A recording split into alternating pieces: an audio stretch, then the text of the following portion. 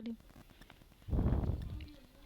अब है राष्ट्रपति का रिवीजन करते हैं पॉलिटी में। भारत में संसदीय शासन प्रणाली की स्थापना की गई, जिसमें संविधान के भाग 5 के अनुच्छेद 52 से लेकर 78 तक संघीय कार्यपालिका का वर्णन किया गया है। संघीय कार्यपालिका में राष्ट्रपति, उपराष्ट्रपति, प्रधानमंत्री, मंत्रिमंडल एवं महान्यायवादी शामिल होते हैं। राष्ट्रपति कार्यपालिका का मात्र संवैधानिक और औपचारिक अध्यक्ष या राष्ट्र का समस्त प्रशासनिक कार्य राष्ट्रपति के नाम से संचालित होता है। संविधान के अनुच्छेद 75(1) के अनुसार प्रधानमंत्री की नियुक्ति राष्ट्रपति के द्वारा की जाती है। प्रधानमंत्री शासन का वास्तविक प्रधान होता है। तो प्रधानमंत्री शासन का जो है वास्तविक प्रधान होता है। इसका मुख्य महत्वपूर्ण उत्तरदायित्व नीति का निर्धारण करना है। तो नीति का निर्धारण और नीतियों का क्रियान्वयन करना है। इसके अतिरिक्त प्रशासनिक दक्षता बनाए रखना है, जनता और सरकार के बीच प्रभावशाली संबंध बनाना और सरकार का संसद के साथ समन्वय बनाए रखना भी प्रधानमंत्री की जिम्मेदारी होती है। वह राष्ट्रपति, तो राष्ट्रपति जो है भारत का प्रथम नागरिक होता है। राष्ट्रपति पद भारतीय गणराज्य का सर्वोच्च पद होता है। संघ की कार्यपालिक शक्तियां राष्ट्रपति में निहित होती हैं। संविधान के प्रस्ताव में गणराज्य शब्द का प्रयोग इस अर्थ में किया गया है कि भारतीय संघ का प्रधान जो है वो निर्वाचित हो राष्ट्रपति है, न कि कोई राजा या राजा है। राष्ट्रपति 5 वर्ष के लिए चुना जाता है और संविधान में भी उल्लेख है कि राष्ट्रपति तब तक अपने पद पर बना रहेगा जब तक उसका उत्तराधिकारी निर्वाचित नहीं हो जाता। योग्यताएं, तो संविधान के अनुच्छेद 58 में उसकी योग्यताएं हैं। राष्ट्रपति पद के लिए योग्य होगा यदि वह भारत का नागरिक हो, 35 वर्ष की आयु पूर्ण कर चुका हो, लोकसभा सदस्य निर्वाचित होने की योग्यता रखता हो और वह किसी लाभ के पद पर ना हो। तो ये योग्यता है राष्ट्रपति बनने की। अब है राष्ट्रपति पद की शर्तें। तो अनुच्छेद 59 में राष्ट्रपति या राष्ट्रपति संसद के किसी सदन शर्तें हैं। तो उसमें है राष्ट्रपति के सदन अथवा किसी राज्य की विधानमंडल का सदस्य नहीं होगा। तो वह संसद के किसी सदन का या विधानमंडल का सदस्य नहीं होगा। वह किसी सदन का सदस्य है, वह किसी सदन का सदस्य है तो उसके अपने पद पर परित्याग करना होगा। यदि राष्ट्रपति किसी को बनना है तो वह किसी संसद का या विधानमंडल का सदस्य नहीं होगा, और अगर है तो उसे पद त्याग करना होगा, और साथ ही वह अपने कार्यकाल के दौरान अन्य लाभ का पद धारण नहीं करेगा। फिर है निर्वाचन मंडल। तो राष्ट्रपति के लिए जो निर्वाचन मंडल है यानी उसके निर्वाचन में कौन कौन भाग लेगा, तो अनुच्छेद 54 के अनुसार इस निर्वाचन मंडल में संसद के दोनों सदनों के निर्वाचित सदस्य और राज्य विधानसभा के निर्वाचित सदस्य शामिल होते हैं, जबकि मनोनीत सदस्य निर्वाचन में शामिल नहीं होते, क्योंकि संसद में राष्ट्रपति के द्वारा सदस्यों का मनोनयन होता है तथा विधानसभा में राज्यपाल राज्यपाल सदस्यों का मनोनयन करता है तथा राज्यपाल की नियुक्ति राष्ट्रपति करता है। तो विधानसभा में क्या है, राज्यपाल मनोनीत सदस्यों को नियुक्त करता है और राज्यपाल की नियुक्ति राष्ट्रपति करता है। इसीलिए विधानसभा के मनोनीत सदस्य भी राष्ट्रपति के निर्वाचन में भाग लेने का अधिकार नहीं है।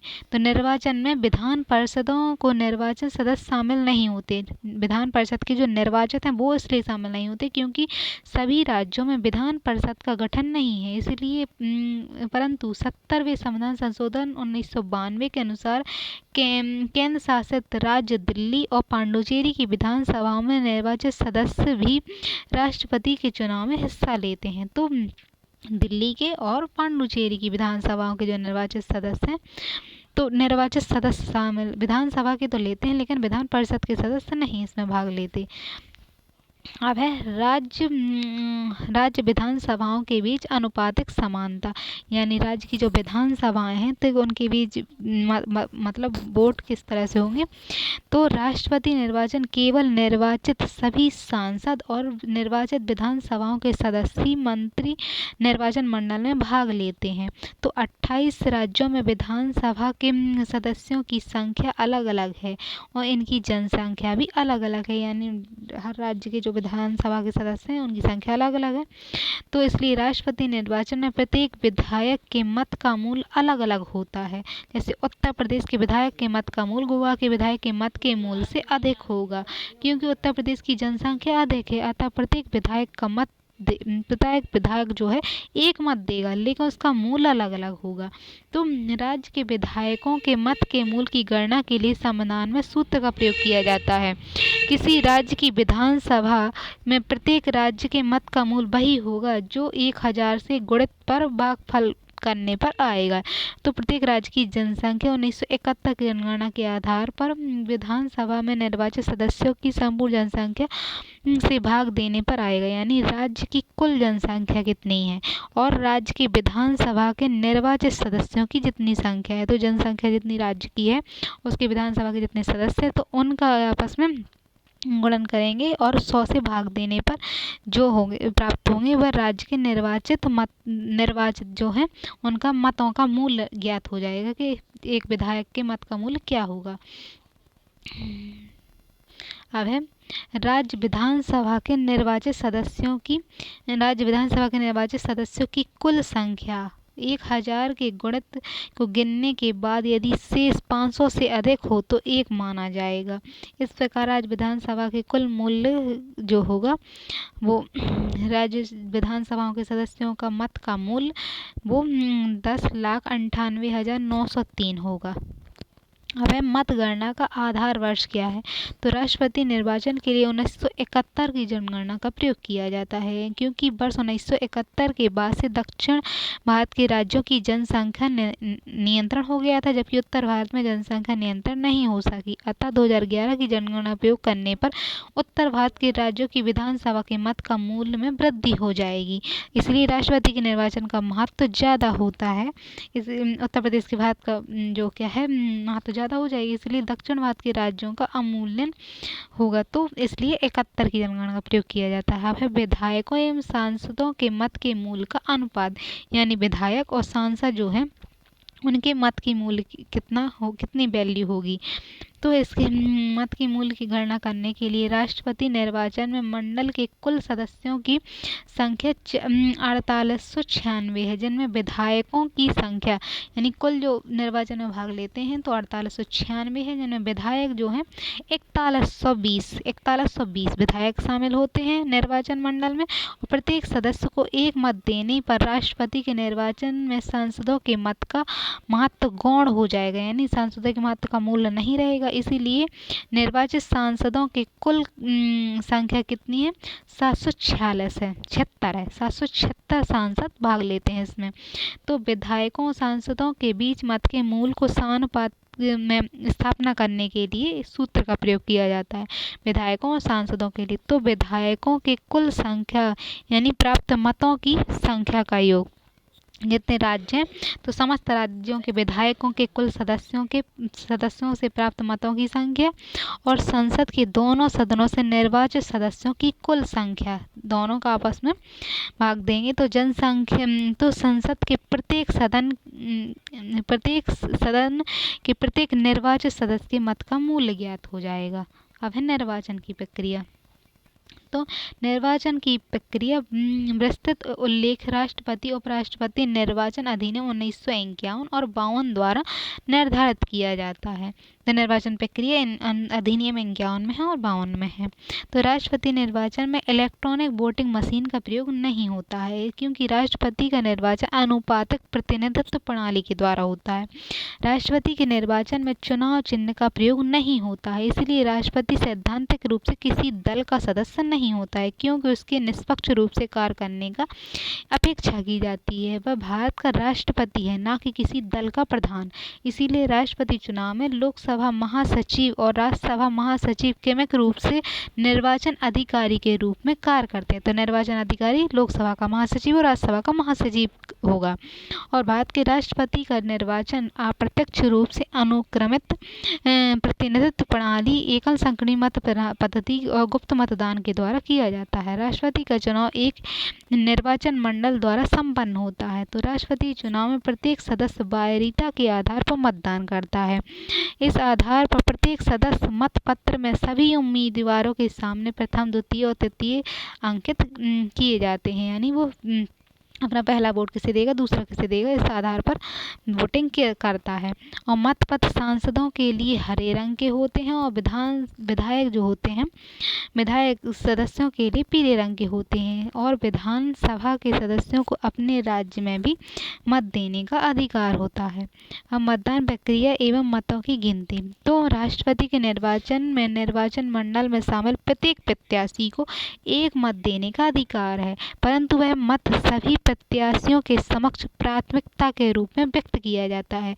वह केवल अपनी पहली प्राथमिकता का मत ही दे सकता है और निर्वाचन के पश्चात पहली प्राथमिकता के मतों की गणना होती है। यदि प्रत्याशी प्राथमिकता की मतगणना में मतों का पूर्ण कोटा प्राप्त कर लेता है तो उसे निर्वाचित घोषित कर दिया जाएगा और निर्वाचन में उसी उम्मीदवार को विजयी घोषित हो जाता है जो कुल वैध मतों का निर्धारित कोटा प्राप्त कर लेता है। यानी जो आधे मत प्राप्त कर लेता है, निर्धारित कोटा 50%, तो 50+1 तो वो जीत जाएगा। यदि सूत्र से निकाला जाता है जिसमें 1000 वैध मत प्रदान किए जाते हैं, तो इस सूत्र से निकाला जाता है, यानी मतों का जो कोटा होता है, कुल वैध मत कितने हैं, यानी कितने वोट डाले जाने हैं, +1 में 1000 का इस तरह से निकाल जाते हैं कि जितने भी वैध मत हैं उनको 2 भागों में बांटा जाता है, यानी 50+1 मत चाहिए होते हैं वरीयता के लिए। इसमें उदाहरण दिया गया है। प्रथम वरीयता की गणना में जैसे ए को 450 वोट मिले और 300 मिले, बी को और सी को 200-250 मिले, तो किसी को भी 1000 के आधे वोट नहीं मिले, यानी तो किसी को कोई भी इस प्रणाली में नहीं जीता। यदि किसी भी प्रत्याशी को पहली प्राथमिकता की मतगणना में पूर्ण कोटा प्राप्त नहीं हुआ तो द्वितीय प्राथमिकता के मतों की गणना की जाएगी। उल्लेखनीय कि सभी सदस्यों ने अपने मत प्राथमिकता के रूप में दिए थे, इसीलिए द्वितीय वरीयता की गणना के लिए उस उम्मीदवार के मतों को जिसने पहली प्राथमिकता में सबसे कम मत प्राप्त किए थे, जैसे कि ऊपर 250 उम्मीदवारों ने पहली प्राथमिकता में सबसे कम मत प्राप्त हुए तो उसकी दूसरी वरीयता के मतों को अन्य उम्मीदवारों की संक्रमित कर दिया, यानी अन्य मत उसके जो द्वितीय वरीयता है तो उसको ए को दे दी जाएंगे और सी को दे दिए जाएंगे। जिन लोगों ने उम्मीदवार सी को अपनी पहली वरीयता का मत दिया उनको ए और बी के लिए संक्रमित किया जाएगा और संक्रमित मतों को A+B मतों में जोड़ दिया जाएगा। तो सी के जो मत हैं वो ए में जोड़ दिए जाएंगे या और सी में जोड़ दिए जाएंगे, जिससे एक उम्मीदवार को मतों का पूर्ण कोटा प्राप्त हो जाए। तो जिस तरह से इसमें दिखाया गया कि द्वितीय वरीयता में ए में भी 100 जोड़ दिए गए और बी को 150 जोड़ दिए गए, तो बी ने अपनी कोटा प्राप्त नहीं हो पाया, बी को तब भी ज़्यादा जोड़ने के बाद भी नहीं, जबकि ए को अपना प्राथमिकता का कोटा मिल गया है, पर यानी उसे आधे वोटों से अधिक प्राप्त हो गए। अतः ए उम्मीदवार को मतों का पूर्ण कोटा क्या है, प्राप्त हो गया और वह निर्वाचित घोषित हो जाएगा, क्योंकि 501 मतों का कोटा प्राप्त करना आवश्यक था, जबकि प्रत्याशी ए ने 550 मत प्राप्त हो गए। अतः वर्ष 1969 में भारत के राष्ट्रपति निर्वाचन में द्वितीय वरीयता के क्रमों की गणना की गई थी, तो 1969 में की गई थी। बीबी गिरी के चुनाव जीत गए थे। और फिर राष्ट्रपति चुनाव से संबंधित विवाद। तो राष्ट्रपति निर्वाचन अधिनियम 1951 के अंतर्गत ये उल्लेख किया गया है कि राष्ट्रपति निर्वाचन में भाग लेने वाले प्रत्याशी ही राष्ट्रपति निर्वाचन की वैधता को उच्चतम न्यायालय में चुनौती दे सकते हैं। जो चुनाव में भाग लेगा वही उसकी वैधता को उच्च न्यायालय में चुनौती दे सकता है। तो राष्ट्रपति का चुनाव निर्वाचन जो होता है चुनाव आयोग द्वारा संपन्न कराया जाता है तथा इससे संबंधित विवाद केवल उच्चतम न्यायालय के अधीन है। राष्ट्रपति का निर्वाचन संसद के केवल निर्वाचित सदस्यों और राज्यसभा के केवल निर्वाचित सदस्यों द्वारा होता है। यदि चुनाव के दौरान कोई विधानसभा भंग है तो चुनाव स्थगित नहीं होता, लेकिन उच्चतम न्यायालय में द्वारा यदि किसी राष्ट्रपति के निर्वाचन को अवैध घोषित कर दिया जाए कि वो चुनाव गलत था, तो राष्ट्रपति द्वारा किए गए कार्य अवैध नहीं होंगे, इसके कार्य वैध होंगे। राष्ट्रपति का अप्रत्यक्ष निर्वाचन। तो भारत में राष्ट्रपति निर्वाचन अखिल भारतीय रूप में होता है। उसका निर्वाचन देश की आम जनता के द्वारा नहीं बल्कि संसद एवं विधायकों के द्वारा होता है। इसीलिए राष्ट्रपति निर्वाचन को अप्रत्यक्ष चुनाव कहा जाता है। भारतीय राष्ट्रपति संसद व्यवस्था में संवैधानिक प्रधान होता है, जबकि संसदीय शासन का वास्तविक प्रधान प्रधानमंत्री होता है। तो वह संवैधानिक प्रधान है, जबकि वास्तविक प्रधान प्रधानमंत्री है। और प्रधानमंत्री सीधे जनता द्वारा संसद के रूप में, जो सांसद होता है उसके रूप में निर्वाचित होता है। इसलिए राष्ट्रपति का निर्वाचन प्रत्यक्ष नहीं रखा गया है। प्रत्यक्ष निर्वाचन से राष्ट्रपति प्रधानमंत्री के बीच संघर्ष की संभावना बढ़ जाती है और वह प्रधानमंत्री के अतिरिक्त शक्ति का दूसरा केंद्र बन जाएगा। इसलिए राष्ट्रपति का निर्वाचन दलों के चुनाव चिन्ह के आधार पर नहीं होता, बल्कि चुनाव के बेल्ट के उम्मीदवार के केवल नाम अंकित किया जाता है उसमें। जब राष्ट्रपति पद दलीय विभाजन से मुक्त रहेगा तो रहता है, क्योंकि राष्ट्रपति किसी दल का सदस्य नहीं है बल्कि भारत सरकार का संवैधानिक प्रधान है। उसे शासन प्रणाली में तटस्थता की उम्मीद की जाती है। इसका अभिप्राय है कि वह किसी भी दल के लिए पक्षपात नहीं करेगा। वास्तविक रूप से राष्ट्रपति के निर्वाचन में भाग लेने वाले उम्मीदवार भले ही किसी दल के सदस्य रहे हों, परंतु राष्ट्रपति बनने के बाद दलीय आधार पर कार्य करने की अपेक्षा उससे नहीं की जाती है। इसीलिए राष्ट्रपति का निर्वाचन प्रत्यक्ष रूप से नहीं होता है। अब है यानी क्रॉस वोटिंग भी इसमें हो सकती है। अब है प्रस्ताव और अनुमोदक। राष्ट्रपति निर्वाचन अधिनियम 1951 में यह उल्लेख है कि राष्ट्रपति पद के उम्मीदवार के निर्वाचन हेतु नामांकित करने के लिए कम से कम 50 प्रस्तावक और 50 अनुमोदन के रूप में होने आवश्यक हैं। तो राष्ट्रपति के चुनाव में भाग लेने वाले उम्मीदवार को 15,000 रुपये की राशि रिजर्व बैंक में इंडिया में जमा करनी होगी और उम्मीदवार जिसके कुल डाले गए वोटों का 1/6 भाग नहीं मिलता है तो उसकी जमानत राशि जब्त हो जाएगी। अब है कार्यकाल। तो राष्ट्रपति पद ग्रहण करने की तिथि से 5 वर्ष तक अपने पद पर बना रह सकता है और वह पुनः निर्वाचित होने के लिए योग्य है। जो पुनः निर्वाचित भी हो सकता है और 5 वर्ष तक बना रहेगा। राष्ट्रपति डॉक्टर राजेंद्र प्रसाद 2 बार राष्ट्रपति निर्वाचित हुए तथा राष्ट्रपति का कार्यकाल सीमित नहीं है। संविधान में यह भी उल्लेख है कि उसके उत्तराधिकार के निर्वाचन तब तक अपने पद पर बना रहे, जब तक उसका उत्तराधिकारी चयन नहीं हो जाता तब तक वह अपने पद पर बना रहेगा। अब है पद। तो अब पद की शपथ किस तरह से उसकी होगी। तो राष्ट्रपति उच्चतम न्यायालय का मुख्य न्यायाधीश है। तो राष्ट्रपति क्या है, मुख्य न्यायाधीश था। उसकी अनुपस्थिति में उच्चतम न्यायालय का वरिष्ठतम न्यायाधीश शपथ दिलाता है। तो मुख्य न्यायाधीश शपथ दिलाएगा और यदि वो नहीं है तो उसका जो वरिष्ठ होगा वो उसे शपथ दिलाएगा। शपथ की चर्चा अनुच्छेद 60 में है। तो राष्ट्रपति के द्वारा अपनी पूरी क्षमता से संविधान के संरक्षण तथा रक्षा बचाव की शपथ ली जाती है। तो संविधान में उसकी बचाव की शपथ ली जाती है संविधान की। अब राष्ट्रपति भारत की जनता के कल्याण एवं उनकी सेवा के लिए शपथ लेता है। उल्लेखनीय है कि राष्ट्रपति केवल पद की शपथ लेता है, गोपनीयता की नहीं। इसलिए राष्ट्रपति संविधान की रक्षा और संरक्षण की शपथ लेता है। इससे यह प्रतीत होता है कि राष्ट्रपति की शक्तियाँ केवल नाम मात्र की नहीं है बल्कि संविधान की रक्षा के लिए संवैधानिक कदम उठा सकता है। तो संविधान की रक्षा की उसने शपथ ली तो उसकी संविधान की रक्षा के लिए वो कदम भी उठाएगा। उल्लेखनीय कि भारतीय संविधान में अन्य पदाधिकारियों के शपथ का प्रावधान तीसरी अनुसूची में है, जबकि राष्ट्रपति के शपथ का प्रावधान अनुच्छेद 60 में वर्णित है। इसकी शपथ अलग होती है अनुच्छेद 60 के अनुसार। कार्यवाहक राष्ट्रपति, यदि राष्ट्रपति जब नहीं है तो दूसरा कोई काम करेगा तो वो कार्यवाहक राष्ट्रपति होगा।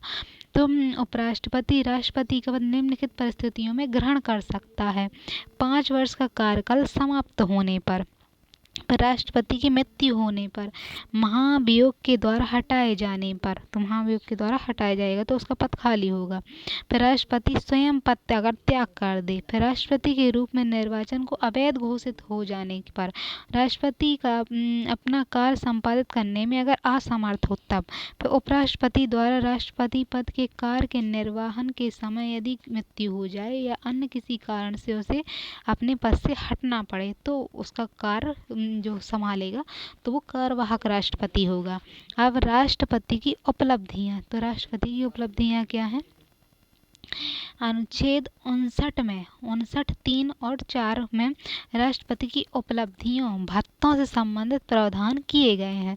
तो 59 में है, वर्तमान समय में राष्ट्रपति के वेतन 11 सितंबर 2008 में 1.5 लाख एक मासिक निर्धारित किया गया था। तो जो 2008 की बात है, ये सभी भत्ते विशेष अधिकार प्राप्त होते हैं जो समय समय पर संसद निर्धारित करेगी जो वेतन भत्ते उसे दिए जाएंगे।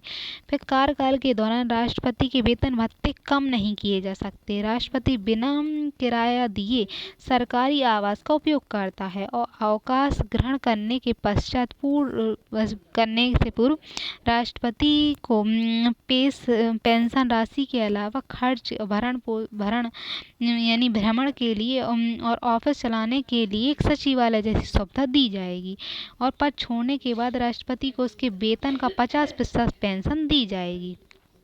तो ये उसकी सुविधाएं हैं। अब है राष्ट्रपति को प्राप्त विशेष अधिकार। तो भारतीय संविधान मूल आधार विधि के समक्ष समानता है। तो भारत के राष्ट्रीय संविधान का मूल आधार क्या है? विधि के समक्ष सब समान है। तो राष्ट्रपति को लेकिन विशेष अधिकार प्राप्त है।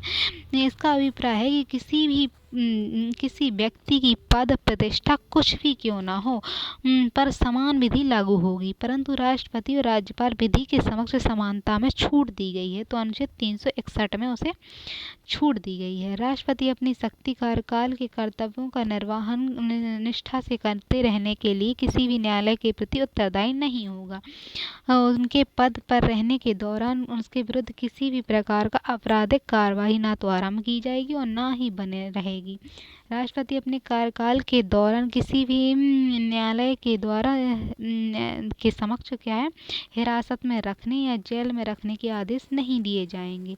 राष्ट्रपति द्वारा व्यक्तिगत रूप से किए गए कार्य के विरुद्ध सिविल कार्य आरंभ किए जा सकते हैं, परंतु पहले आवेदनकर्ता को अपना नाम, निवास स्थान और राष्ट्रपति के विरुद्ध कार्यवाही के कारण को 2 महीने पूर्व प्रस्तुत करना हो बताना होगा। तो राष्ट्रपति की शक्तियां और कार्य, तो उसके संवैधानिक शक्तियां हैं। तो संवैधानिक प्रावधान के अनुसार राष्ट्रपति में समूची कार्यपालिकी शक्तियां निहित यानी सभी कार्य कार्यपालिका के राष्ट्रपति के नाम पर होते हैं तथा संघ सरकार के सभी कार्य राष्ट्रपति के नाम पर किए जाते हैं। तो राष्ट्रपति राष्ट्र का संवैधानिक प्रधान होता है जो शक्ति का नहीं बल्कि प्रभाव का प्रयोग करता है। राष्ट्रपति को संविधान के प्रावधान के अनुसार 2 प्रकार की शक्तियां प्राप्त हैं, सामान्य शक्ति और आपातकालीन शक्ति। सामान्य शक्तियां जिसके अंतर्गत निम्नलिखित शक्तियां आती हैं यानी सामान्य शक्तियों में वह अपना कार्य प्रयोग करता है। तो कार्यपालिकी शक्ति सामान्य में यानी कार्यपालिका को कैसे चलाएगा। तो संघ की समूची कार्यपालिक शक्तियां राष्ट्रपति में निहित होती हैं, अनुच्छेद 53 में है। वह तीनों सेनाओं का कमांडर होता है। वह भारत सरकार के सभी कार्य राष्ट्रपति द्वारा संपादित किए जाते हैं। राष्ट्रपति की सबसे महत्वपूर्ण कार्यपालिक शक्ति प्रधानमंत्री की नियुक्ति, महत्वपूर्ण उसका कार्य प्रधानमंत्री को नियुक्त करना है और अनुच्छेद 75(1) में है। प्रधानमंत्री की सलाह पर राष्ट्रपति के द्वारा अन्य मंत्रियों की नियुक्ति की जाती है। मंत्री व्यक्तिगत रूप से राष्ट्रपति के प्रति उत्तरदायी होते हैं, 75(2) में लिखा है, लेकिन मंत्रिपरिषद के सदस्य सामूहिक रूप से लोकसभा के प्रति उत्तरदायी होते, 75(3) में है। राष्ट्रपति के द्वारा मंत्रियों को अपने विभागों के कार्य भी आवंटित किए जाते हैं, अनुच्छेद 77 में है। तो राष्ट्रपति क्या करे, उनके विभागों के कार्य बांटेगा उसे। फिर संघ सरकार के सभी पदाधिकारियों में उच्चतम न्यायालय और उच्च न्यायालय के न्यायाधीश, नियंत्रण महालेखा परीक्षक, संघ लोक सेवा आयोग के अध्यक्ष, चुनाव आयोग तथा 2 से अधिक राज्यों के लिए स्थापित लोक सेवा आयोग के अध्यक्षों की नियुक्ति राष्ट्रपति द्वारा होती है। विभिन्न आयोग के अध्यक्षों की नियुक्ति भी करता है। राष्ट्रपति उच्चतम न्यायालय और उच्च न्यायालय के न्यायाधीश, नियंत्रक, महापरीक्षक, मुख्य निर्वाचन आयोग को अपने पद से भी तभी हटा सकता है जब संसद विशेष बहुमत के द्वारा प्रस्ताव पारित करे। तो संघ लोक सेवा आयोग के अध्यक्ष, सदस्य, राज्य लोक सेवा आयोग के अध्यक्ष और सदस्य और सुप्रीम कोर्ट यानी उच्चतम न्यायालय की अनुशंसा के आधार पर ही पद से हटाए जा सकते हैं। अतः जिन पदाधिकारियों को राष्ट्रपति सीधे अपने पद से नहीं हटा सकता, वे पदाधिकारी उसके प्रसाद पर्यंत कार्य नहीं करते हैं। तो उनके प्रसाद पर्यंत जो जिन्हें सीधे नहीं हटा सकता, वो प्रसाद पर्यंत कार्य नहीं करते हैं उसके। वह विधायी शक्ति, तो संसदीय शासन में राष्ट्रपति कार्यपालिका का प्रधान होता है और कार्यपालिका के सदस्य संसद के भाग होते हैं। इसलिए संसदीय शासन में कार्यपालिका और विधायिका के बीच समन्वय और सामंजस्य होता है। तो राष्ट्रपति संविधान में विधायी शक्तियाँ प्राप्त हैं। तो विधायी शक्तियाँ प्राप्त हों से वर्ष के प्रथम सत्र में राष्ट्रपति दोनों सदनों की संयुक्त बैठक को संबोधित करता है। फिर नवनिर्वाचित लोकसभा के जब लोकसभा निर्वाचित होती है तो उसके बाद वह संसद के इस प्रथम संयुक्त अधिवेशन को भी संबोधित करता है। फिर राष्ट्रपति के संसद को संदेश भेजना, सदन की बैठकें बुलाना, सत्र समाप्त करना और लोकसभा का विघटन भी किया जाता है। तो ये उसकी विधि की शक्ति है। राष्ट्रपति लोकसभा में 2 एंग्लो इंडियन समुदाय को मनोनीत करता है, तो वो राज्यसभा साहित्य में, कला में, विज्ञान में और समाज सेवा से जुड़े होते हैं। और फिर राज्यसभा में क्या 12 सदस्यों को मनोनीत करता है। तो एंग्लो इंडियन को लोकसभा में और करता था, अब नहीं करता है। और साहित्य, कला, विज्ञान, समाज सेवा के 12 सदस्यों को राज्यसभा में मनोनीत करता है। भारत सरकार के द्वारा विधि पर राष्ट्रपति के हस्ताक्षर होते हैं, यानी जो भी वो विधेयक पारित होता है तो उस पर उसके हस्ताक्षर होते हैं। फिर मंत्री के हस्ताक्षर नहीं होते। राष्ट्रपति को संसद के द्वारा पारित किसी भी विधि पर वोट करने की शक्ति प्राप्त है। संसद के सत्र में न होने के दौरान राष्ट्रपति संघ सूची और सम्मति सूची के विषयों में अध्यादेश जारी कर सकता है। तो संघ सूची में और सम्मति सूची के विषय पर अध्यादेश जारी कर सकता है। राष्ट्रपति की वीटो की शक्ति होती है, यानी संविधान में वीटो शब्द का प्रयोग नहीं किया गया है, बल्कि इसका प्रयोग व्यवहारिक रूप में होता है। तो अनुच्छेद 111 में के अनुसार लोकसभा राज्यसभा के द्वारा पारित विधेयक राष्ट्रपति के समक्ष हस्ताक्षर के लिए ले जाया जाता है। तो राष्ट्रपति विधेयक पर अनुमति दे सकता है, फिर अनुमति नहीं देगा या पुनर्विचार के लिए भेज सकता है, जो लोकप्रिय रूप से वीटो कहा जाता है। तो राष्ट्रपति वीटो शक्ति निम्नलिखित है। निरपेक्ष वीटो, तो 3 प्रकार का वो कार्य कर सकता है। तो 3 प्रकार निरपेक्ष वीटो है। पहला, जब राष्ट्रपति किसी विधेयक पर अनुमति ना दे तो इसे निरपेक्ष वीटो का प्रयोग अभी तक केवल एक बार किया गया है। निरपेक्ष वीटो का प्रयोग राजेंद्र प्रसाद द्वारा डॉक्टर राजेंद्र प्रसाद ने पेप्सू विधेयक पर किया था, यानी उसे अनुमति नहीं दी। फिर निलंबकारी, जब राष्ट्रपति किसी विधेयक पर पुनर्विचार यानी थोड़ी देर के लिए निलंब कर दें यानी पुनर्विचार के लिए भेज दें, तो वर्ष 2006 में संसद ने लगभग लाभ के पद के संबंध में विधेयक पर राष्ट्रपति APJ अब्दुल कलाम ने दोबारा पुनर्विचार के लिए सरकार के पास भेज दिया था। विधेयक को दोबारा भेजे जाने पर राष्ट्रपति ने हस्ताक्षर किए थे तथा राष्ट्रपति R नारायण द्वारा संघ सरकार के प्रदेश बिहार में राष्ट्रपति सदन लगाए जाने की अनुशंसा को संघ सरकार के पास पुनर्विचार के लिए भेजा था। तो ये निलंबकारी वीटो है।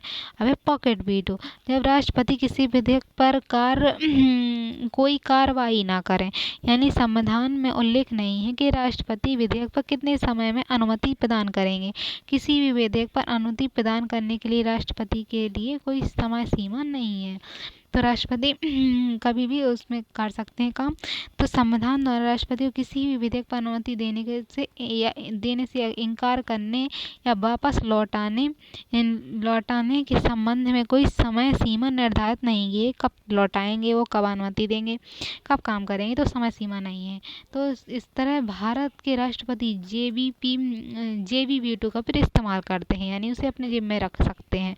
उदाहरण के लिए वर्ष 1986 में संसद ने डाक विधेयक पारित किया और जिसके कुछ प्रस्ताव प्रेस की स्वतंत्रता के विरुद्ध होने के कारण कटु आलोचना हुई, जिसके कारण विधेयक पर राष्ट्रपति ज्ञानी जैल सिंह के द्वारा अनुमति दी और ना ही अनुमति देने से इनकार किया। तो जो डाक विधेयक था ना तो उस पर अनुमति उन्होंने दी और ना ही अनुमति देने से इनकार किया। तो ये भी वीटो है। फिर अध्यादेश जारी करने की शक्ति। तो राष्ट्रपति क्या है, अध्यादेश जारी कर सकता है। अध्यादेश विधि का पर्याय है। अध्यादेश राष्ट्रपति या राज्यपाल, तो राष्ट्रपति जारी कर सकता है, राज्यपाल तो राष्ट्रपति अनुच्छेद 123 में और राज्यपाल 213 के द्वारा किया जा सकता है, जारी कर सकता है। अब राष्ट्रपति संघ सूची और समवर्ती सूची के संबंधित विषयों पर अध्यादेश जारी करता है। यदि राज्य में राष्ट्रपति शासन हो तथा राष्ट्रीय आपातकाल लगा हो, राष्ट्रपति शासन लगा हो या राष्ट्रीय आपातकाल लगा हो, तो राष्ट्रपति राज्य सूची पर भी अध्यादेश जारी कर सकता है। भारतीय संविधान में अध्यादेश का प्रावधान भारत शासन अधिनियम 1935 से लिया गया है। ऐसी शक्ति संसद के किसी भी राष्ट्राध्यक्ष को प्राप्त नहीं है। अनुच्छेद 123 के अनुसार अध्यादेश जारी करने में निम्नलिखित परिस्थितियां होती हैं। यदि राष्ट्रपति को ऐसा प्रतीत हो कि विधि के निर्माण के लिए तत्काल आवश्यकता है तो वो अध्यादेश जारी कर सकता है।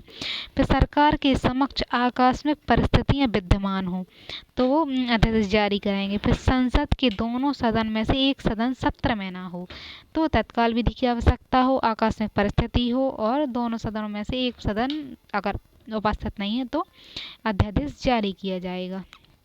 अब संविधान में उल्लेखित है कि अध्यादेश जारी करने के बाद संसद की अगली बैठक में 6 सप्ताह के अंदर यदि संसद उसे अनुमोदित ना करे तो अध्यादेश स्वतः समाप्त हो जाएगा। इसलिए राष्ट्रपति से भी इसे वापस ले सकता है और राष्ट्रपति से कभी भी वापस ले सकता है। तो उसे 6 सप्ताह के अंदर संसद अनुमोदन करेगी। अब दुरुपयोग भी होगा इनका। तो जिन विधेयकों पर लोकसभा अविरोध हो गया हो, यानी कोई विधेयक आया और उस पर गतिरोध हो गया और वो पारित नहीं हो पाया, तो उन विधेयकों को लोकसभा सत्र की समाप्ति के बाद अध्यादेश जारी कर दिया गया। जैसे UPA 2 सरकार द्वारा खाद्य सुरक्षा विधेयक के संदर्भ में हुआ। फिर वर्तमान में बीजेपी की सरकार ने क्या है, मुख्य सचिव के रूप में नियुक्त के लिए अध्यादेश जारी कर दिया गया। तो अनेक बार ऐसे उदाहरण देखे गए जब सदन की शुरुआत में 2 दिन पहले ही, यानी सदन शुरू होने वाला था उसके 2 दिन पहले ही अध्यादेश जारी कर दिए गए। तो सर्वाधिक आपत्तिजनक विषय यह है कि अध्यादेश को लगातार पुनर्जीवित रखा गया, यानी बार बार उसे जीवित भी रखा गया, बार बार जारी किया गया। जैसे भूमि अधिग्रहण विधेयक अध्यादेश 2014 में कुछ राज्य सरकारों द्वारा अध्यादेश को 10 साल से ज़्यादा समय तक बार बार जारी रखा गया था, तो जिससे आलोचक अध्यादेश की संज्ञा देते हैं और संसद में लोकतांत्रिक भावनाओं के प्रतिकूल है। तो बार बार जारी करना और बनाए रखना ये भावनाओं के प्रतिकूल है। फिर है अध्यादेश में विधि के बीच संबंध। अध्यादेश और विधि में क्या अंतर है? तो जब तकनीकी रूप से अध्यादेश और विधि एक दूसरे के पर्याय होते हैं, यानी तकनीकी रूप से दोनों एक समान होते हैं, वही काम अध्यादेश कर सकता है वही विधि भी कर सकती है। तो अध्यादेश जारी करने पर इतनी आपत्ति क्यों है अगर दोनों एक साथ एक जैसे हैं? तो जब अध्यादेश जारी करने का प्रावधान संवैधानिक है तो इस पर प्रश्न क्यों उठाए जाते हैं? तो फिर आलोचकों के अनुसार अध्यादेश विधि निर्माण का विकल्प नहीं हो सकता, यानी विधि निर्माण की जो प्रक्रिया है वो अलग है, क्योंकि विधि निर्माण के दौरान सदन में व्यापक चर्चा की जाती है और विधेयक के गुण दोष को उजागर किया जाता है और सभी को अपना मत व्यक्त करने का अधिकार होता है, जो अवसर अध्यादेश में नहीं मिल पाता। तो अध्यादेश के समर्थकों का मानना है कि वर्तमान में विधि निर्माण संसद में कोई चर्चा नहीं हो रही, यानी विधि निर्माण संसद में नहीं हो रही है, तो संसदों के कार्यों को लगातार बाधित किया जा रहा है और जब सदन की बैठकें और चर्चा भी नहीं हो रही हैं तो अध्यादेश और विधि के बीच अंतर समाप्त हो जाता है। इसीलिए अध्यादेश और विधि में कोई अंतर नहीं, यानी संसद की बैठकें नहीं हो रही हैं और विधि निर्माण नहीं हो रही तो फिर अध्यादेश से काम चलाते हैं। तो वर्तमान सरकार के समक्ष एक नई चुनौती उत्पन्न हो गई है, क्योंकि लोकसभा में उसे बहुमत प्राप्त है, जबकि राज्यसभा में अल्पमत में है। तो ऐसी स्थिति में राज्यसभा द्वारा जानबूझकर विधेयकों को रोकना संसदीय भावना के अनुकूल नहीं है। तो इस तरह से उस पर उनके बीच संबंध भी है, अंतर भी है। अब है न्यायिक दृष्टिकोण। तो न्यायिक दृष्टिकोण में राष्ट्रपति कब होते हैं? तो अध्यादेश का न्यायिक पूर्णावलोकन होता है, परंतु न्यायपालिका यह नहीं देखती कि अध्यादेश जारी करने की आकस्मिक परिस्थितियां विद्यमान थी या नहीं। मतलब उस परिस्थितियों में जिसमें अध्यादेश जारी किया गया तो उस समय परिस्थितियां थी वो जारी करने की कि नहीं। केवल इस बात का परीक्षण किया जाता है कि अध्यादेश जारी करने में सरकार ने अपनी शक्ति का उल्लंघन तो नहीं किया है। यानी संघ सरकार द्वारा संघ सूची और समवर्ती सूची के विषय पर ही जारी किया जा सकता है। राज्य द्वारा राज्य सूची के विषय पर अध्यादेश जारी किया जा सकता है। अध्यादेशों के द्वारा संविधान संशोधन तो नहीं हो गया है, तो ये बात देखता है वो।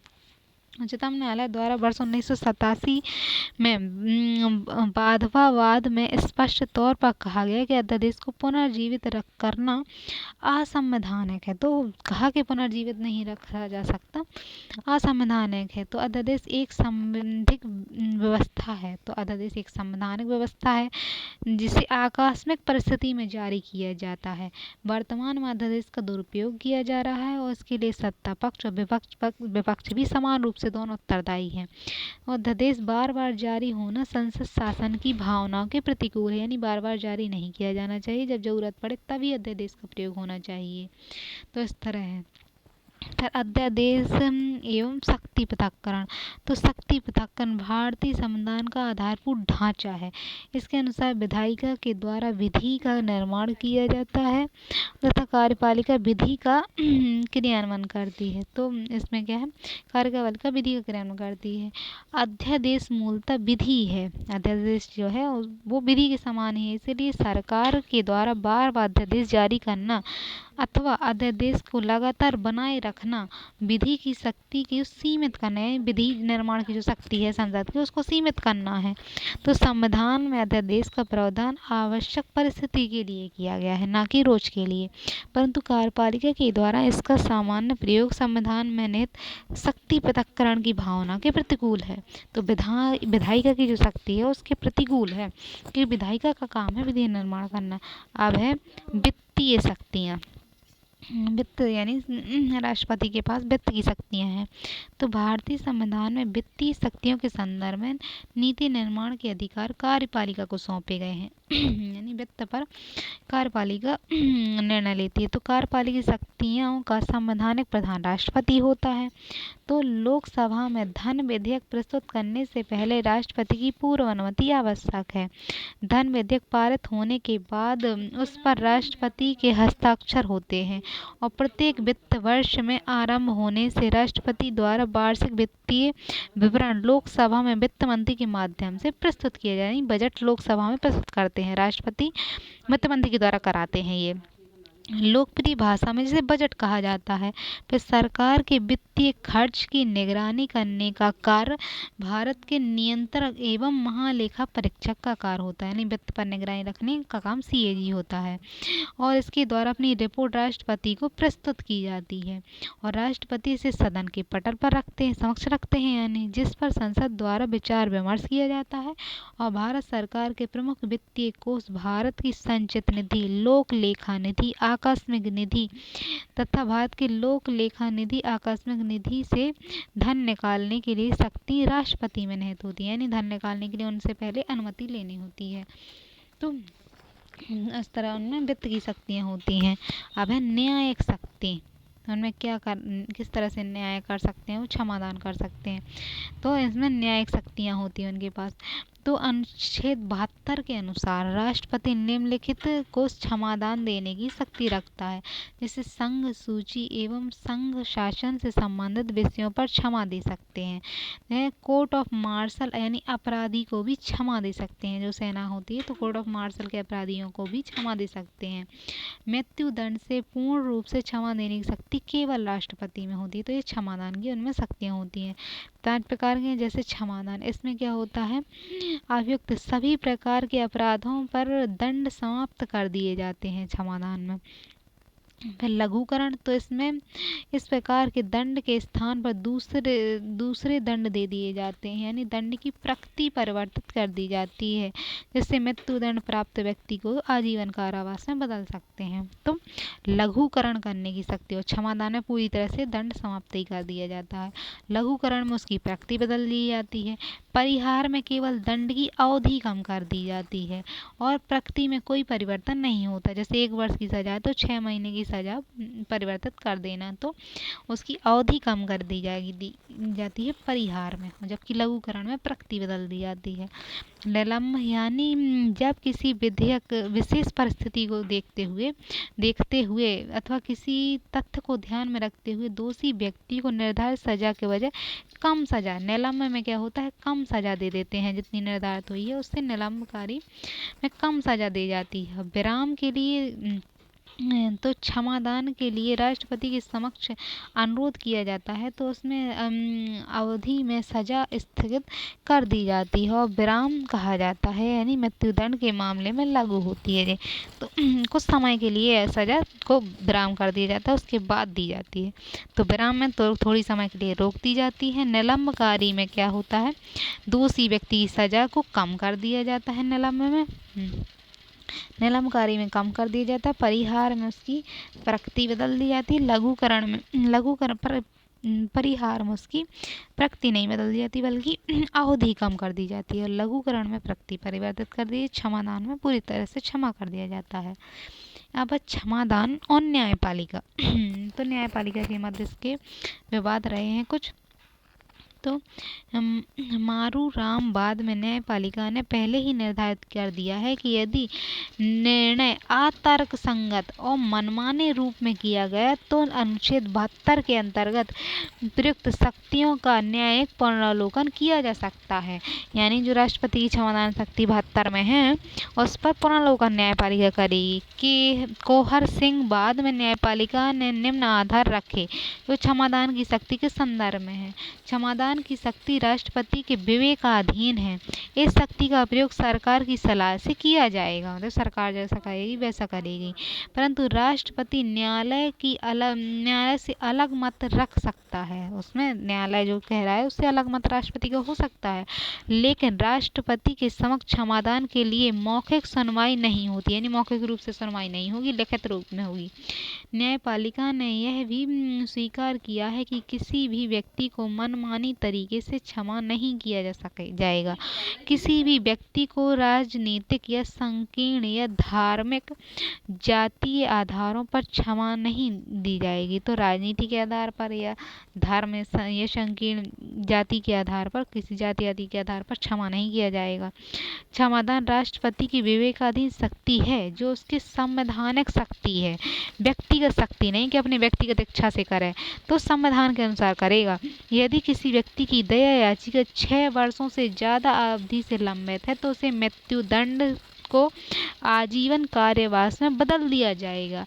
अतः किसी व्यक्ति को क्षमा करने के आधार में उसके परिवार पर पड़ने वाले प्रभाव, समाज पर पड़ने वाले प्रभाव को ध्यान में रखा जा सकता है। तो इस तरह से वो क्षमादान कर सकते हैं। अब उच्चतम न्यायालय जो सुप्रीम कोर्ट है उस एवं मृत्युदंड के संबंध में, तो 18 फरवरी 2014 को उच्चतम न्यायालय के द्वारा दिए गए ऐतिहासिक निर्णय में मृत्युदंड की सजा को राजीव गांधी की हत्या के आरोपी मुरुगन और संथान एवं परोरीवलन की सजा को क्या कर आजीवन कारावास में उन्हें बदल दिया। तो उच्चतम न्यायालय का तर्क है कि मृत्युदंड देने में अनावश्यक और अनपेक्षित विलंब किया गया है, और उच्चतम न्यायालय ने इसकी दया याचिका में विलंब के कारण इनकी सजा को आजीवन कारावास में परिवर्तित कर दिया। यानी उन्हें सजा देने में देरी हुई, उनकी याचिका वहाँ थी तो उसमें देरी हुई, इसलिए उन्हें आजीवन कारावास सब दे दिया गया है। किसी व्यक्ति को दोहरी सजा नहीं दी जा सकती है, दोहरी सजा नहीं दी जा सकती है। और जीवन के अधिकार के उल्लंघन के लिए प्रक्रिया को तार्किक और निष्पक्ष होना चाहिए।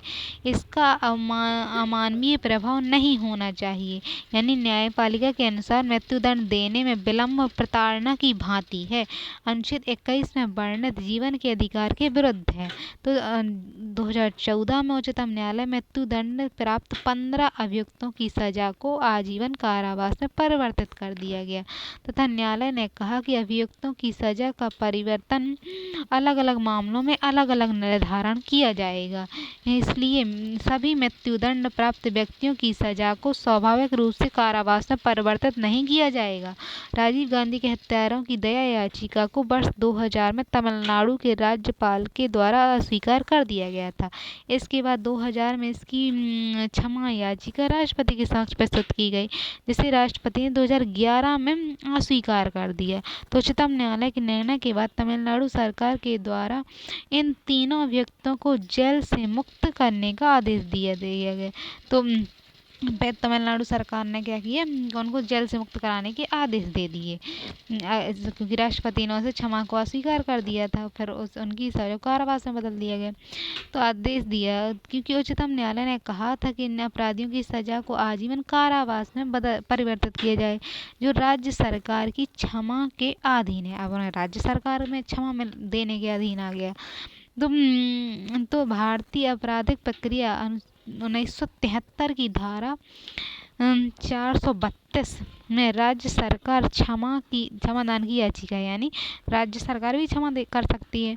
तो तमिलनाडु सरकार के इस निर्णय के विरोध में केंद्र सरकार के द्वारा उच्चतम न्यायालय में याचिका दायर की गई। तो उच्चतम न्यायालय में फिर याचिका फिर से दायर हो गई कि उन्हें और क्षमा कर रहे हैं। तो न्यायपालिका ने इसकी रिहाई पर रोक लगा दी और केंद्र सरकार का तर्क था कि जिन अपराधियों को केंद्रीय अधिनियम के अंदर दंडित किया गया है, उन्हें क्षमा करने का अधिकार केंद्र सरकार को है। राज्य सरकार या केंद्र सरकार की सहमति से इन्हें क्षमा दे सकती है। तो राज्य सरकार को क्षमा करना है तो केंद्र सरकार की सहमति से दे। इन अपराधियों को हथियार अधिनियम, विस्फोट अधिनियम, विदेशी अधिनियम और पासपोर्ट अधिनियम द्वारा दंडित किया गया था, जो संघ की सूची के विषय थे। इसीलिए उन्हें अब राज्य सरकार क्षमा नहीं कर सकती है।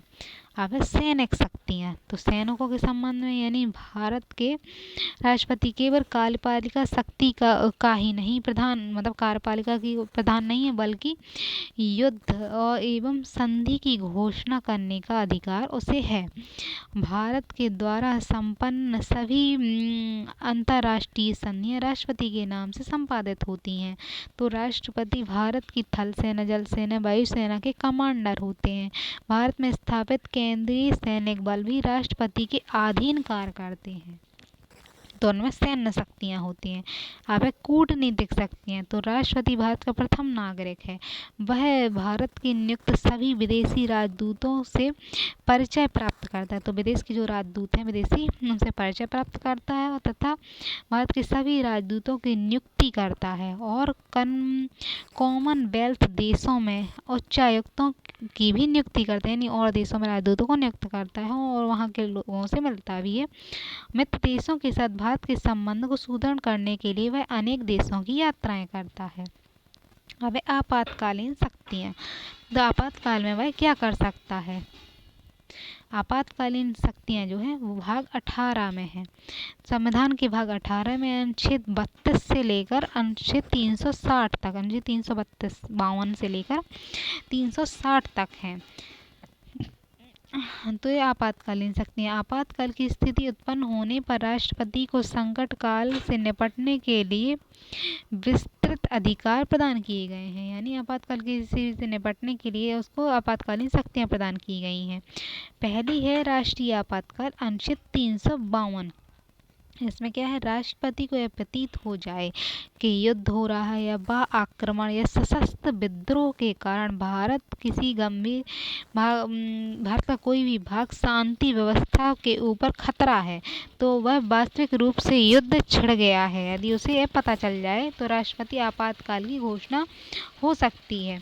अनुच्छेद 352 में 44वें संविधान संशोधन अधिनियम 1978 के द्वारा अशांति, आंतरिक अशांति शब्द जो था उसको बदल दिया गया और सशस्त्र विद्रोह शब्द जोड़ दिया गया।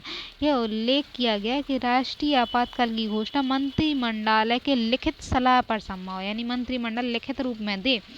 और वर्ष 1962 में 71 में राष्ट्रीय आपातकाल की घोषणा बाह्य आक्रमण के आधार पर हुई।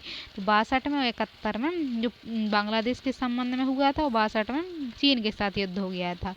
जबकि वर्ष 1975 में आपातकाल की घोषणा आंतरिक अशांति के आधार पर हुई। तो आंतरिक अशांति के आधार पर इंदिरा गांधी ने कराई थी। अब है भारत में क्या है, राज्यों में संवैधानिक तंत्र का विफल हो जाना।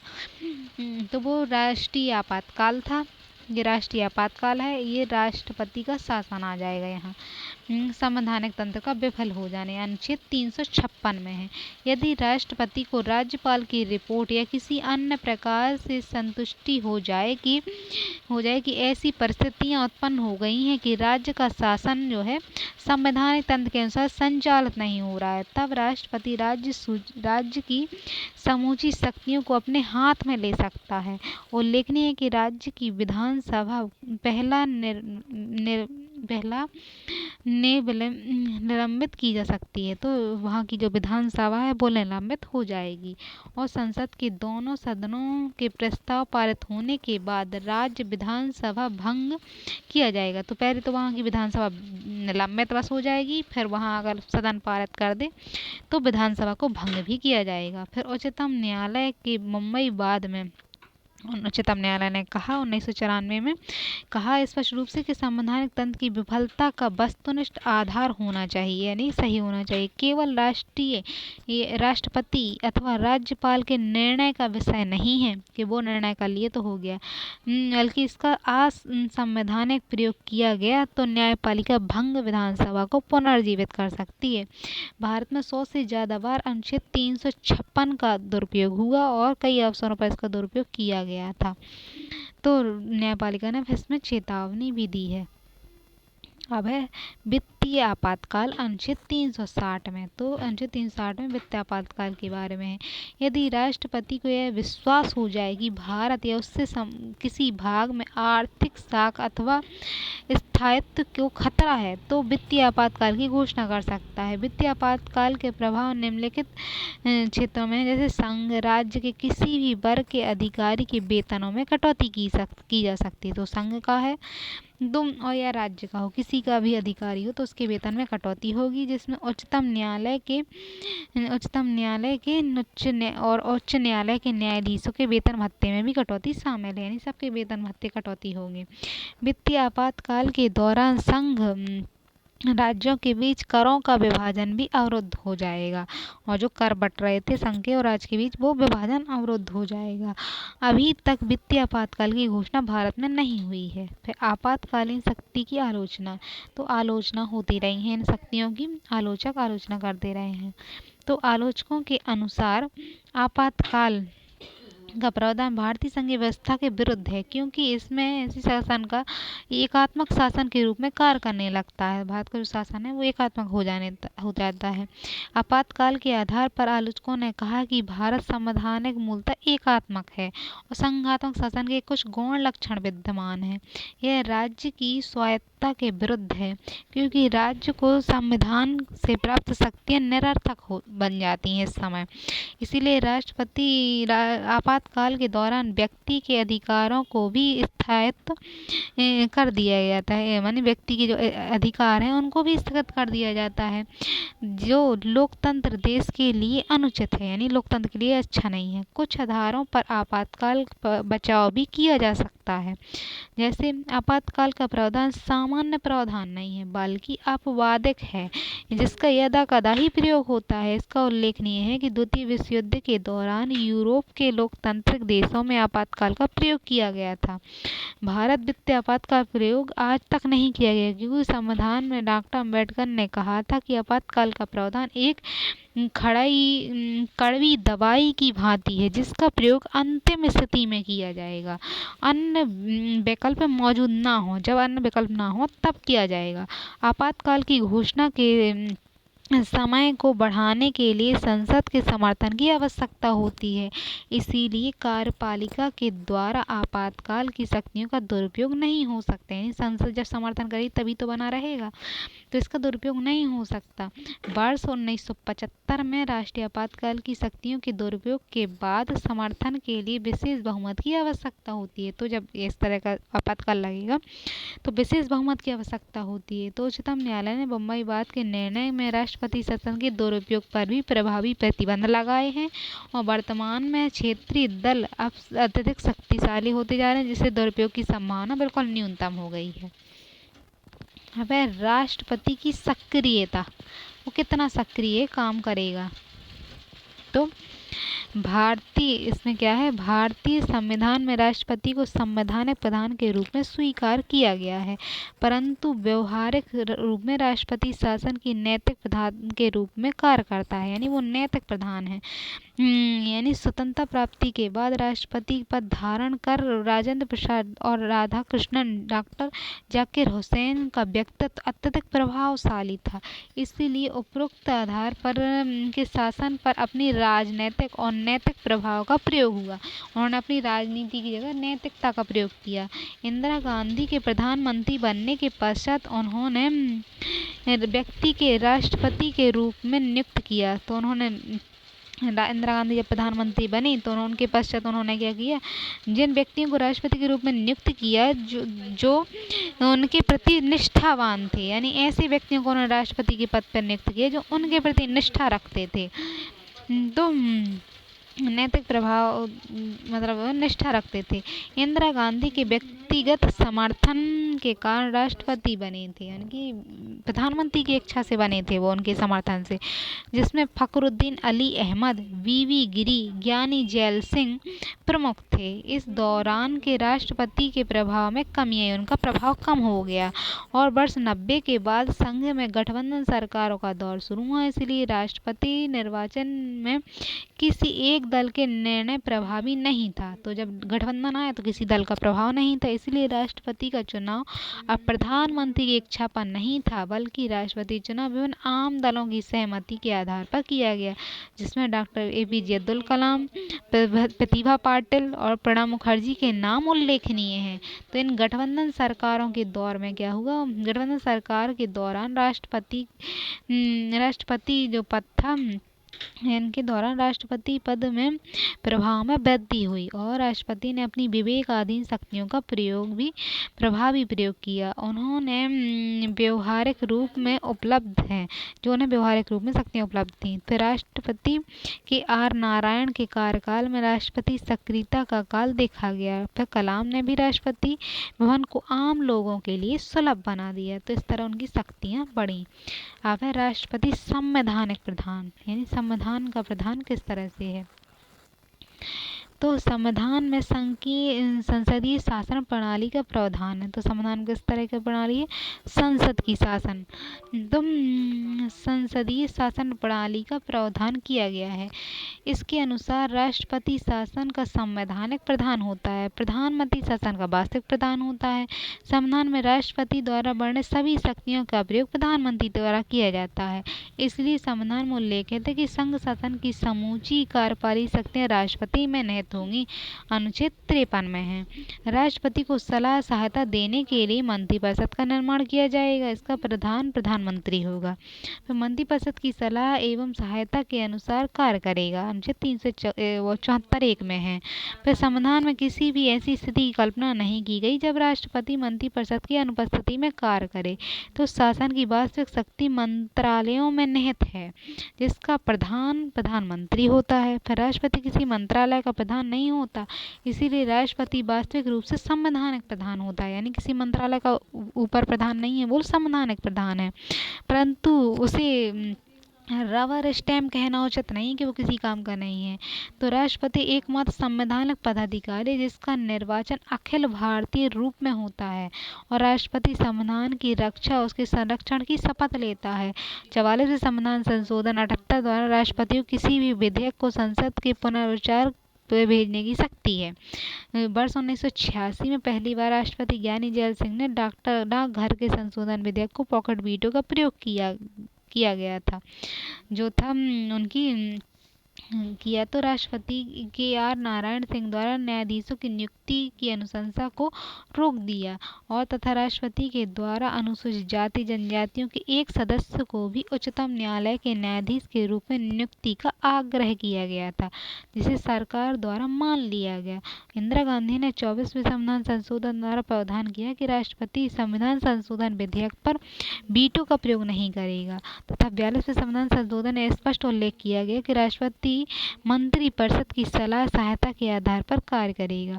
फिर संविधान राष्ट्रपति को कोई स्वविवेक की शक्ति प्रदान नहीं करता है, तो भले ही उसे स्वविवेक की शक्ति नहीं है, परंतु व्यवहार में राष्ट्रपति परिस्थितियों के अनुसार अपने स्वविवेक का प्रयोग करता है। इसका अभिप्राय है कि वह मंत्रिपरिषद की सलाह सहायता के बिना भी कार्य करेगा। तो इसका शक्ति को उन्होंने किस तरह से प्रयोग किया है अपने विवेक का? जब प्रधानमंत्री की अचानक मृत्यु हो जाए तो वह अपने विवेक से नए प्रधानमंत्री की नियुक्ति करता है, तो विवेक का प्रयोग है। जब सरकार अल्पमत में हो जाए और लोकसभा में अपना विश्वास मत खो दे तो ऐसी स्थिति में राष्ट्रपति प्रधानमंत्री व मंत्रिपरिषद की सलाह के अनुसार कार्य नहीं करेगा और उसे विश्वास नहीं मत प्राप्त नहीं है यानी संसद में, तो वह अपनी स्वयं की इच्छा के अनुसार कार्य करेगा। यदि सरकार बनाने के लिए किसी दल के पास बहुमत ना हो, बहुमत किसी के पास है नहीं और सरकार बनानी है, तो ऐसी परिस्थिति में राष्ट्रपति स्वविवेक से किसी दल को सरकार बनाने के लिए आमंत्रित करेगा और व्यवहारिक रूप में राष्ट्रपति के द्वारा 1996 के बाद से सबसे बड़े के दल के स्थान पर सबसे बड़े गठबंधन के नेता को सरकार बनाने के आमंत्रित किया जा रहा है। फिर किसी विधेयक को पुनर्विचार के लिए भेजने के मामले में, कोई विधेयक है तो उसको पुनर्विचार को भेजना है तो वह स्वविवेक का प्रयोग करता है। यदि मंत्रिमंडल सदन में स्वविश्वास मत सिद्ध ना कर सके, यानी मंत्रिमंडल क्या है सदन में अपना विश्वास मत प्राप्त ना कर सके, तो राष्ट्रपति लोकसभा को विघटित करने में स्वविवेक का प्रयोग करता है, तो विघटित कर सकता है। तो इस तरह से उसकी स्वविवेक की शक्ति है। अब उसके पदमुक्त की पर महाभियोग की प्रक्रिया लगती है। तो संविधान में उल्लंघन के आधार पर महाभियोग की प्रक्रिया राष्ट्रपति के ऊपर चलाई जाती है। 61 अनुच्छेद में है महाभियोग। तो एक अर्ध न्यायिक प्रक्रिया है। महाभियोग प्रक्रिया के अंतर्गत सबसे पहले संसद का कोई भी सदन क्या है राष्ट्रपति पर संविधान के उल्लंघन का आरोप लगाता है। तो राष्ट्रपति पर आरोप लगाने के लिए कुछ महत्वपूर्ण तथ्यों को ध्यान में रखना आवश्यक। आरोप लगाने के लिए उसे कुछ चीजें चाहिए। यदि सदन द्वारा लगाए गए आरोप संकल्प के रूप में होने चाहिए, यानी राष्ट्रपति को 14 दिन संकल्प के रूप में होने चाहिए, फिर उसे 14 दिन पूर्व लिखित सूचना देने के बाद संकल्प को सदन में पारित होना चाहिए, प्रस्ताव आना चाहिए उस संकल्प का। जिस सदन द्वारा प्रस्ताव लाया जा रहा है उस सदन के कम से कम 1/4 सदस्यों द्वारा संकल्प पर हस्ताक्षर होने चाहिए। तो जिस सदन में ला रहा है तो 1/4 सदस्यों का क्या होना चाहिए, उसमें 1/4 सदस्यों के संकल्प पर हस्ताक्षर होने चाहिए। फिर जिन सदस्यों का संकल्प प्रस्ताव किया गया है उस सदन में कम से कम 2/3, फिर जिसने पारित किया बाद में सो से 2/3 सदस्यों की बहुमत द्वारा संकल्प पारित किया जाना चाहिए। तो वो पारित करेगा 2/3 से और संकल्प लाएगा 1/4। संकल्प लाएगा जो लाने वाला है तो वो 1/4 से लाएगा इसमें और पारित 2/3 से करेगा। 1/4 से लाएगा यानी और 2/3 से दूसरा सदन पारित करेगा। अब है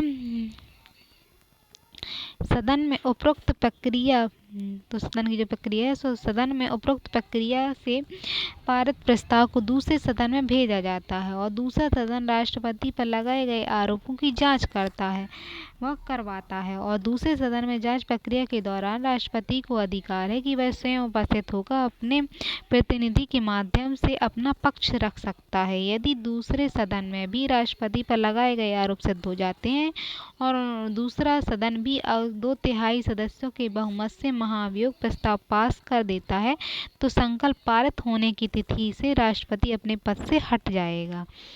अब है इसमें अटॉर्नी जनरल। अटॉर्नी जनरल यानी भारत के महान्यायवादी।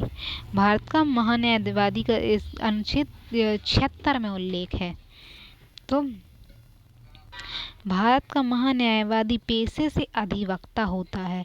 संविधान में उल्लेख है कि महान्यायवादी की नियुक्ति राष्ट्रपति द्वारा होगी। महान्यायवादी उच्च न्यायालय के न्यायाधीश की नियुक्ति के योग्यता रखने उच्चतम न्यायालय सुप्रीम कोर्ट के न्यायाधीश बनने की योग्यता रखने वाला व्यक्ति होना चाहिए। वह राष्ट्रपति की इच्छा यानी प्रसाद पर्यंत अपना पद धारण करता है। तो राष्ट्रपति के प्रसाद पर्यंत वो क्या करता है, अपना पद धारण करता है।